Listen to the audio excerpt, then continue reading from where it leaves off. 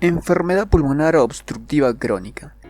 La EPOC se caracteriza por una limitación persistente al flujo aéreo, generalmente progresiva y poco reversible, asociada a una reacción inflamatoria exagerada de las vías aéreas y del parénquima pulmonar en respuesta a la inhalación de partículas y gases nocivos. La aparición de episodios de exacerbación de la enfermedad y el desarrollo de manifestaciones extrapulmonares contribuyen a empeorar la gravedad del cuadro clínico.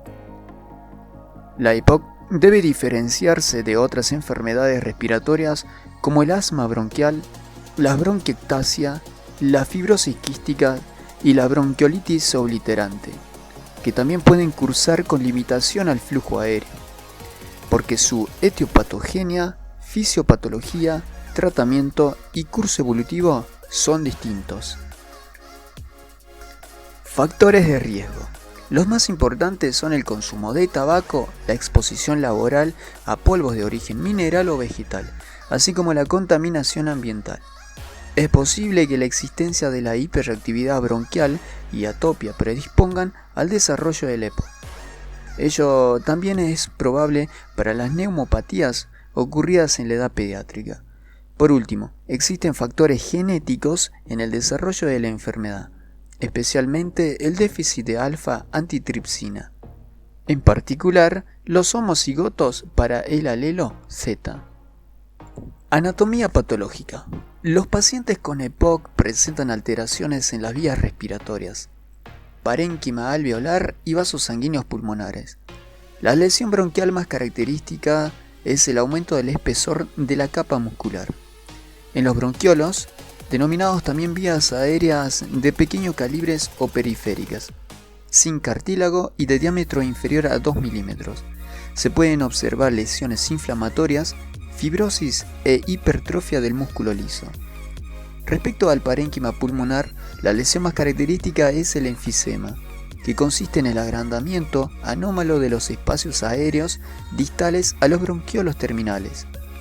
El ácino, unidad respiratoria básica ventilada por un bronquiolo terminal, puede presentar tres tipos de lesiones fundamentales. A. Enfisema centroacinar o centrolobulillar. B. Enfisema panacinar o panlobulillar. Y C. Enfisema paraseptal.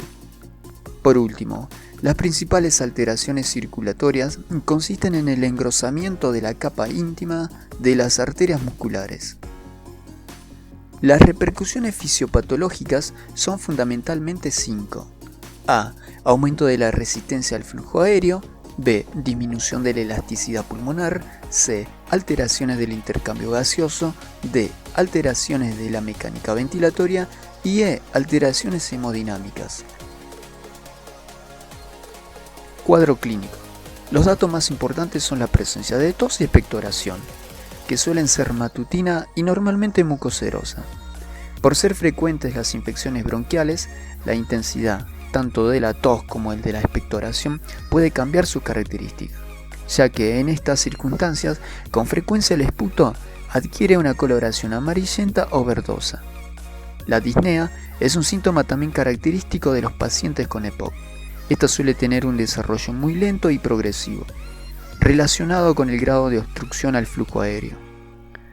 Es habitual que los pacientes refieran sibilancias y, en las fases más avanzadas, anorexia, pérdida de peso y dolor torácico. La hemoptisis puede presentarse en los episodios de infección bronquial. Por exploración física, lo más típico es evidenciar hiperinsuflación torácica, que se traduce en un aumento del diámetro anteroposterior del tórax, el hundimiento de los espacios intercostales durante la inspiración y el aumento del timpanismo de los campos pulmonares con desaparición de la matidez cardíaca. En la auscultación respiratoria, el murmullo vesicular está disminuido y el tiempo expiratorio prolongado.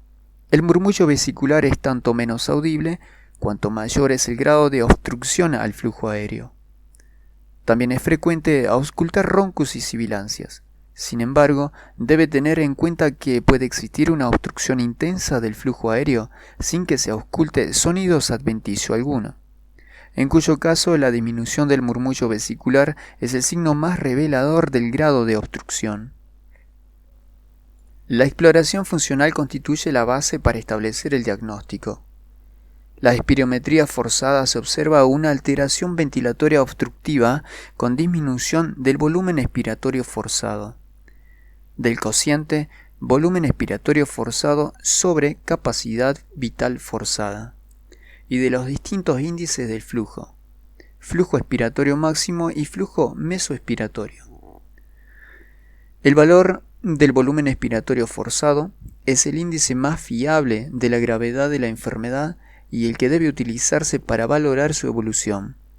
La gasometría arterial debe efectuarse en los pacientes con enfermedad avanzada, volumen expiratorio forzado inferior al 40%. Cuando existan signos de insuficiencia respiratoria o cardíaca derecha, la anomalía inicial suele ser una hipoxemia moderada con elevación del gradiente alveolo arterial de oxígeno.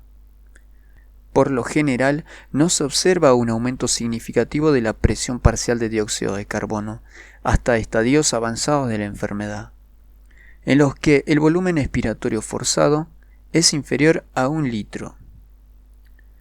La presión parcial de dióxido de carbono también puede aumentar durante la fase de agudización. La transferencia de monóxido de carbono puede ser normal o estar disminuida. Su disminución se atribuye a la pérdida de superficie disponible para el intercambio de gases que ocasionan el enfisema. Ante un valor de transferencia de monóxido de carbono superior al normal, en presencia de un cuadro obstructivo importante, debe sospecharse asma bronquial y no EPOC. La radiografía de tórax y la tomografía computarizada son útiles para demostrar la existencia de la hiperinsuflación y enfisema. El electrocardiograma es anormal en el 75% de los pacientes con EPOC, con la onda P bifásica o picuda, y el complejo QRS desviado hacia la derecha y una rotación en sentido horario. Mediante las pruebas de laboratorio pueden hallarse en algunos pacientes poliglobulia, hiponatremia, hipopotasemia y alcalosis metabólica. Evolución y pronóstico. El pronóstico de los pacientes con EPOC depende fundamentalmente del grado de obstrucción al flujo aéreo y del abandono del consumo de tabaco. En los pacientes con volumen expiratorio forzado, superior al 50% del valor de referencia, el porcentaje de supervivencia a los 5 años es superior al 75%. Por el contrario, en aquellos con volumen expiratorio forzado inferior a 1 litro, aproximadamente el 30% del valor de referencia. La supervivencia a los 5 años es inferior al 50%. La evolución influye la presencia de episodios de exacerbación, causados por distintos factores desencadenantes, infección bronquial, contaminación atmosférica, alteraciones cardíacas y otros. Tratamiento. La reciente propuesta de la Iniciativa Global para la EPOC establece que los objetivos terapéuticos en la EPOC deben individualizarse en función de 1. Los síntomas del paciente, por lo cual el tratamiento considerará como objetivos minimizar los síntomas propiamente dichos, mejorar la tolerancia al esfuerzo y optimizar su percepción del estado de salud. Y 2. El riesgo de sufrir episodios en el futuro, por lo que el tratamiento debe contemplar otros 3 objetivos concretos: prevenir la progresión de la enfermedad, prevenir y tratar las exacerbaciones y reducir la mortalidad. Es esencial que el paciente abandone el consumo de tabaco. En cuanto al tratamiento farmacológico, existen 3 tipos de medicamentos a emplear. A. Los simpáticos miméticos, agonistas beta. B. Anticolinérgicos o antimuscarínicos. Y C. Las metilxantinas, teofilina o aminofilina.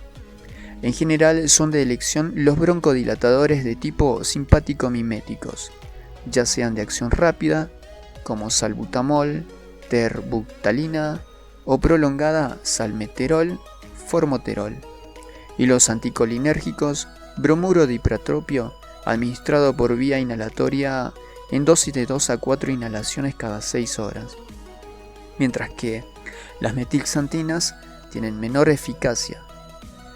Solo si con los fármacos anteriores no se consigue ninguna mejoría, cabe recurrir al empleo de glucocorticoides, siempre con el cuidado necesario de no provocar hipercorticismo.